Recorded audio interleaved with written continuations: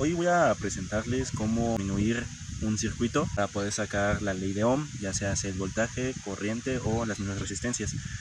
Para empezar, necesitamos ver el tipo de circuito que tenemos. En este caso tenemos un circuito mixto. ¿Por qué es mixto? Porque tenemos tanto como resistencias en serie como resistencias en paralelo, ¿vale? Para empezar este circuito tenemos que ver las resistencias que están más lejos de la fuente de alimentación. En este caso tenemos resistencias 5, 6, 7 y 8 o 1 y 2. Cualquiera de esas dos son factibles.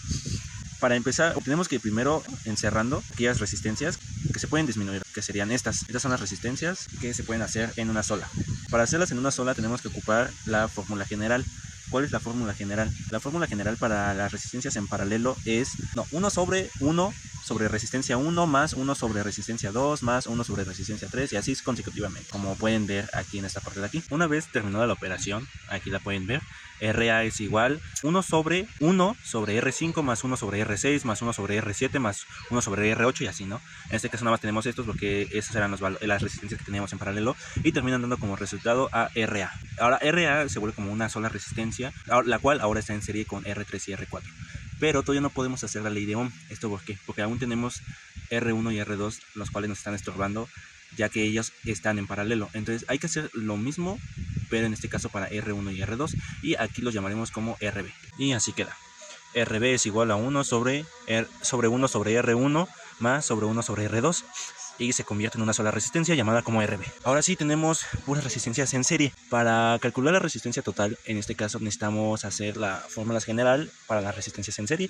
En este caso sería RB más R3 más R4 más RA es igual a la resistencia total, como se muestra a continuación. Y queda así, como pueden ver, ya tenemos la resistencia total, que la resistencia total es igual a RA más RB más R3 más R4. Ahora ya podemos hacer la ley de Ohm. ¿Qué dice la ley de Ohm? La ley de Ohm dice que la corriente, se expresa como I, es igual a voltaje sobre resistencia. ¿Vale? Esa es la ley de Ohm. Entonces tenemos voltaje, como pueden ver, tenemos aquí el voltaje y tenemos resistencia, que es la R total. Para ese ejercicio vamos a determinar que las resistencias en paralelo valían originalmente 200 ohms y las de serie, que son la R3 y R4, valen 2K de ohms o 2000 ohms. Entonces, ya una vez teniendo los datos, haciendo la ley de Ohm, nos da que la resistencia total es de 2150 ohms.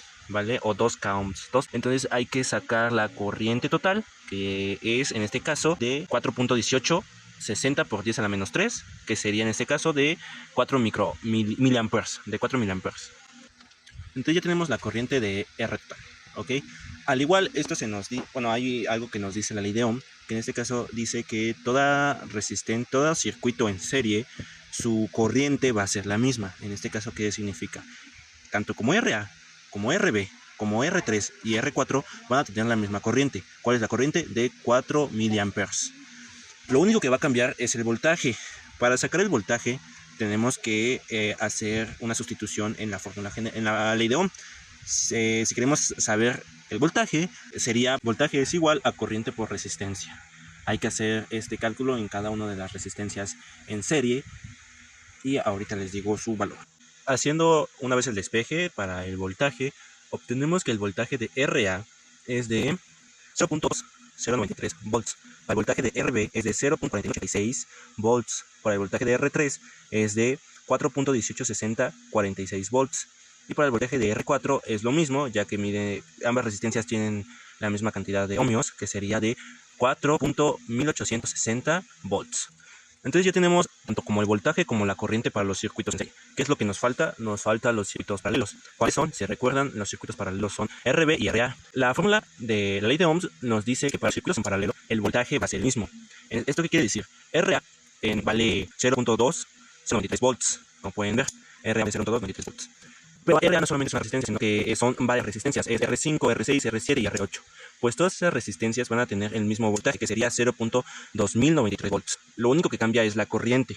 Para saber la corriente tenemos que hacer de nuevo la ley de Ohm, que en este caso es corriente es igual a voltaje sobre resistencia. Les vamos a hacer los cálculos. Entonces, como dice la ley general, que la corriente, el voltaje en un ciclo paralelo, porque el voltaje en un ciclo paralelo es el mismo, pero la corriente va a ser diferente. Entonces, para nuestra resistencia, que así la llamamos, es voltaje de RA es igual al voltaje de R5, que es igual al voltaje de R6, que es igual al voltaje de R7 y es igual al voltaje de R8. Para hacer de todo tenemos que sacar la corriente. Entonces, corriente de R5 es igual al voltaje de RA, porque es la misma corriente en todos, entre la resistencia 5. Aquí, pues algo muy curioso es que como todas las resistencias en barral de los 200 ohms, pues la puntuación es la misma, pero porque son las mismas resistencias y están aquí el mismo voltaje. Si son resistencias diferentes, la corriente sería distinta. La me dio un 96 por 10 a la menos 3, que eso sería igual a 1 perfectamente. Ahora tenemos RA, tenemos los voltajes de RA, tenemos la corriente de RA.